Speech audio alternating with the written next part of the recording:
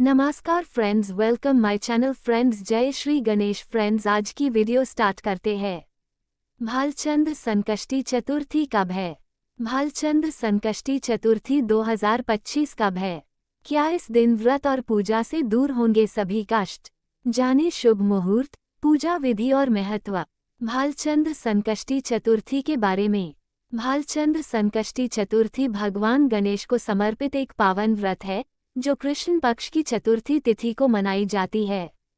इस दिन भक्त गणपति बाप्पा की पूजा कर कठिनाइयों और विघ्नों के नाश की कामना करते हैं।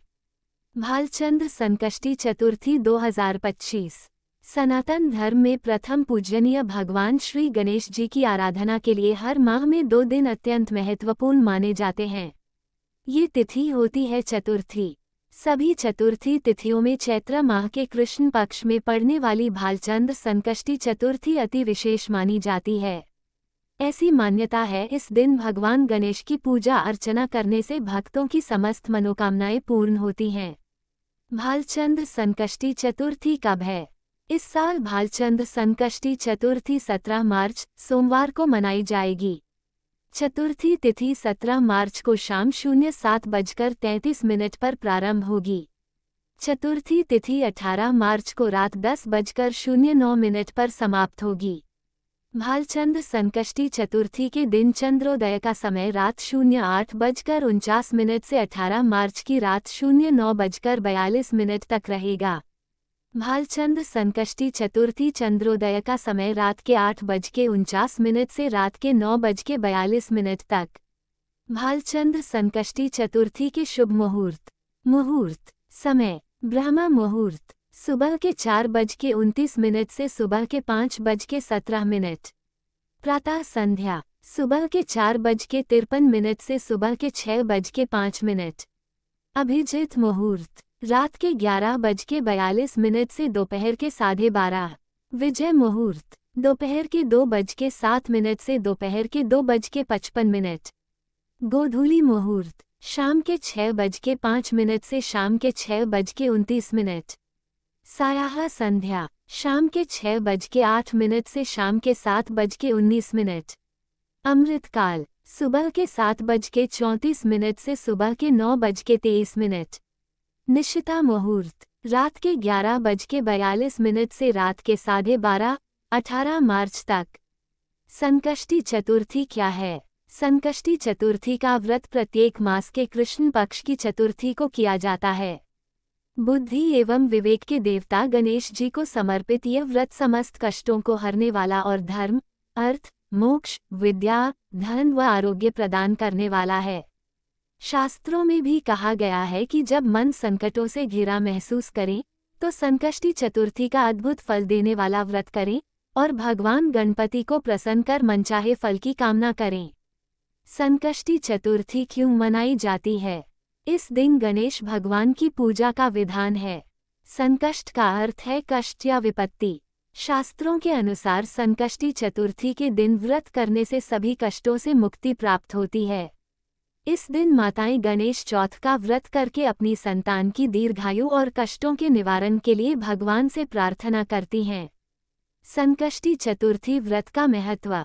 जैसा कि इस चतुर्थी के नाम से ही स्पष्ट है, संकष्टी जिसका अर्थ है संकट को हरने वाली चतुर्थी। जो भी व्यक्ति इस दिन पूरे मन से गणपति जी के लिए व्रत रखता है उसके सभी कष्टों और दुखों का नाश हो जाता है। गणेश जी का दूसरा नाम विघ्नहर्ता भी है। माना जाता है कि इस व्रत से विघ्नहर्ता गणेश घर में आ रहे सभी विघ्न एवं बाधाओं को हर लेते हैं। यह व्रत सभी आर्थिक समस्याओं से मुक्ति भी प्रदान करता है। संकष्टी चतुर्थी के दिन गणपति बप्पा की पूजा करने से घर में चारों ओर एक सकारात्मक ऊर्जा का संचार होता है। सभी प्रकार की नकारात्मक शक्तियां दूर होती है और घर में शांति भी बनी रहती है। ऐसा माना जाता है कि इस पवित्र व्रत को रखने से संतान को दीर्घायु होने का आशीर्वाद मिलता है। मान्यता है कि विधिपूर्वक इस दिन भगवान गणेश की उपासना करने से संतान को आरोग्य और लंबी उम्र की प्राप्ति होती है। साथ ही कहा जाता है कि गणेश की उपासना से ग्रहों के अशुभ प्रभावों को भी कम किया जा सकता है। शास्त्रों के अनुसार संकष्टी चतुर्थी का ये व्रत परम मंगल करने वाला है। संकष्टी चतुर्थी व्रत की पूजा विधि। हिंदू कैलेंडर के अनुसार हर माह में एक संकष्टी चतुर्थी तिथि आती है। प्रत्येक संकष्टी चतुर्थी के अधिदेवता प्रथम पूज्य भगवान गणेश को माना है। कहा जाता है कि संकष्टी चतुर्थी का अर्थ कठिन समय से मुक्ति पाना है। इस दिन विधि विधान से पूजा अर्चना करने से भगवान गणेश अपने भक्तों के हर संकट को हर लेते हैं, इसलिए संकष्टी चतुर्थी के दिन संपूर्ण विधि से गणपति जी की पूजा पाठ की जाती है। तो आइए जाने की संकष्टी चतुर्थी की विधिपूर्वक पूजा कैसे की जाती है। सबसे पहले शुरू करते हैं पूजा की तैयारी। संकष्टी चतुर्थी के दिन आप प्रातःकाल सूर्योदय से पहले उठ जाएं। व्रत करने वाले लोग सबसे पहले नित्य कर्मों से निवृत्त होकर स्नान करें। इसके बाद साफ और धुले हुए कपड़े पहन लें।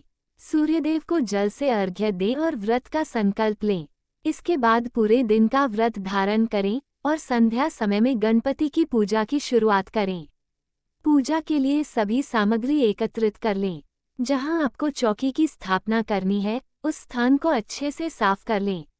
संकष्टी चतुर्थी से मिलने वाले 5 लाभ। हमारे पुराणों में यह उल्लेख मिलता है कि हर माह में एक बार आने वाली संकष्टी चतुर्थी पर व्रत रखना अत्यंत फलदायी होता है। आज के हम बात करेंगे कि इस शुभ तिथि पर किए गए व्रत और पूजन से मनुष्य को वे कौन से 5 लाभ प्राप्त होते हैं जो उनके जीवन को सफल बनाने में उनकी सहायता करते हैं। इनमें सर्वप्रथम लाभ है संतान दीर्घायु और निरोगी बनती है। संकष्टी चतुर्थी पर पूरी श्रद्धा से किया गया व्रत और अनुष्ठान आपकी संतान को सभी विषम परिस्थितियों से बचाता है। माताएं विशेषकर इस दिन अपनी संतान की सुरक्षा और लंबी उम्र के लिए व्रत रखती हैं और उनके व्रत से प्रसन्न होकर भगवान गणेश उनकी इस मनोकामना को अवश्य पूरा करते हैं। यदि आप भी अपनी संतान के लिए हर माह व्रत रखना चाहती हैं तो इस व्रत का पालन अवश्य करें।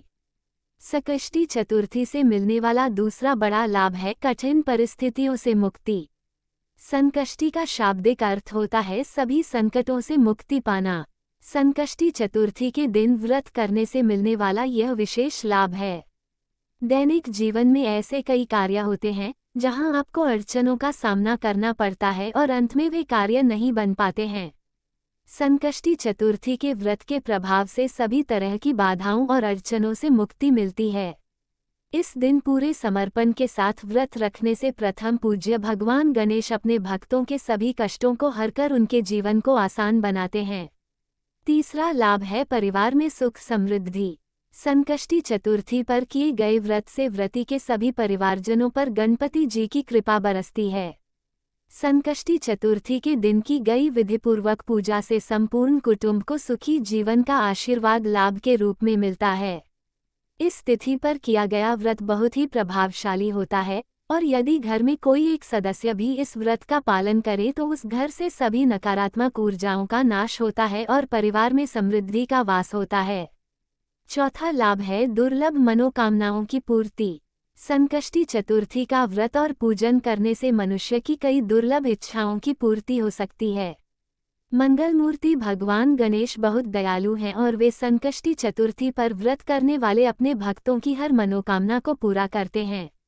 इस दिन पूरी आस्था से गणपति जी का ध्यान करना बहुत लाभदायक होता है, इसीलिए आप भी अपनी मनोकामना की पूर्ति के लिए इस शुभ तिथि पर सच्चे मन से व्रत अवश्य करें। संकष्टी चतुर्थी पर रखें इन 6 बातों का ध्यान, क्या करें क्या न करें। हिंदू कैलेंडर के अनुसार हर माह में 2 गणेश चतुर्थी आती है। कृष्ण पक्ष की गणेश चतुर्थी और शुक्ल पक्ष की गणेश चतुर्थी।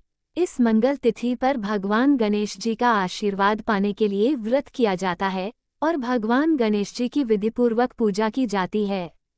लेकिन कुछ ऐसे भी कार्य हैं जिन्हें संकष्टी चतुर्थी के दिन भूलकर भी नहीं करना चाहिए। यदि आपने ये सावधानियां नहीं बरती तो आपका संकष्टी चतुर्थी का व्रत विफल भी हो सकता है। आइए इस लेख में जाने वे कौन सी बातें हैं जिनका चतुर्थी व्रत के दौरान ध्यान रखना आपके लिए जरूरी है। गणेश जी को तुलसी और केतकी के फूल अर्पित न करें। धार्मिक मान्यताओं के अनुसार प्रथम पूज्य भगवान गणेश की पूजा में तुलसी के पत्ते और केतकी के फूल को सम्मिलित नहीं किया जाता है। तुलसी भगवान गणेश को अप्रिय है, वहीं केतकी का फूल भगवान शिव को अर्पित करना वर्जित होता है। इसीलिए यह फूल गणेश जी को भी नहीं चढ़ाया जाता है। आप ये 2 पुष्प और पत्र भूलकर भी गणेश जी को अर्पित न करें, इससे आपकी पूजा निष्फल हो सकती है। उपाय: भगवान गणेश जी को दूर्वा और गुड़हल का फूल चढ़ाएं। व्यवसाय संबंधी कार्य आरंभ न करें। हिंदू कैलेंडर में हर चतुर्थी को रिक्ता तिथि माना जाता है, इसलिए इस दिन अपने व्यवसाय और नौकरी से जुड़े किसी भी नए कार्य की शुरुआत नहीं करनी चाहिए। इस दिन नए व्यापार और रोजगार से संबंधित कार्य शुरू करने से उस कार्य के सफल होने की संभावना कम होती है। इसलिए संकष्टी चतुर्थी पर इस बात का अवश्य ध्यान रखें। उपाय: व्यवसाय से जुड़े काम शुरू करने के लिए किसी अन्य दिन को चुनें। माता पिता और बड़ों का अनादर न करें। हम सभी यह जानते हैं कि भगवान गणेश अपने माता पिता भगवान शिव और पार्वती से कितना स्नेह करते हैं।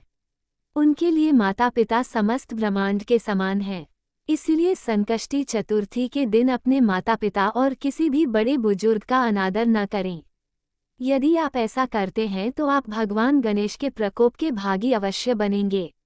संकष्टी चतुर्थी पर 5 उपाय। भगवान गणेश को विघ्नहर्ता कहा जाता है, क्योंकि बप्पा आपके सभी कष्टों को हर लेते हैं। भगवान गणेश को समर्पित संकष्टी चतुर्थी का व्रत बप्पा को प्रसन्न करने के लिए सबसे शुभ दिन माना गया है। इसी बात को ध्यान में रखते हुए आज हम ऐसे 5 उपाय आपके लिए लेकर आए हैं, जिनके माध्यम से आप बप्पा को प्रसन्न कर उनकी कृपा प्राप्त कर सकते हैं। परिवार में सुख शांति के लिए गणपति जी को गुलाब के पुष्प अत्यंत प्रिय हैं। संकष्टी चतुर्थी के शुभ दिन पर भगवान गणेश को गुलाब अर्पित करने से परिवार में सुख शांति आती है और क्लेश दूर हो जाते हैं। परिवार के लोगों में प्रेम की भावना को बढ़ावा मिलता है और सभी में तालमेल बना रहता है। मान सम्मान में अगर आप बढ़ोतरी चाहते हैं तो तिल का दान करें। आप ये दान किसी ब्राह्मण या फिर किसी जरूरतमंद व्यक्ति को कर सकते हैं। इससे गणपति जी की कृपा से आपको सफलता के साथ सम्मान की भी प्राप्ति होगी।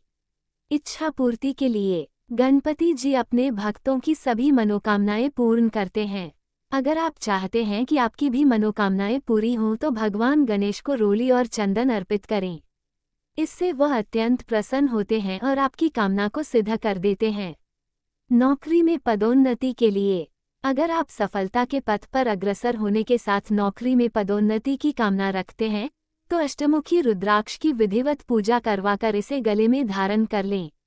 इससे आपको उच्च पद की प्राप्ति होगी और आप अपने लक्ष्य को पूरा कर पाएंगे। जीवन की परेशानियों को दूर करने के लिए व्यक्ति अपने जीवन में कई प्रकार की परेशानियों से जूझता है। भगवान गणेश आपको इन परेशानियों से निकालकर आपकी नैया को पार लगा सकते हैं।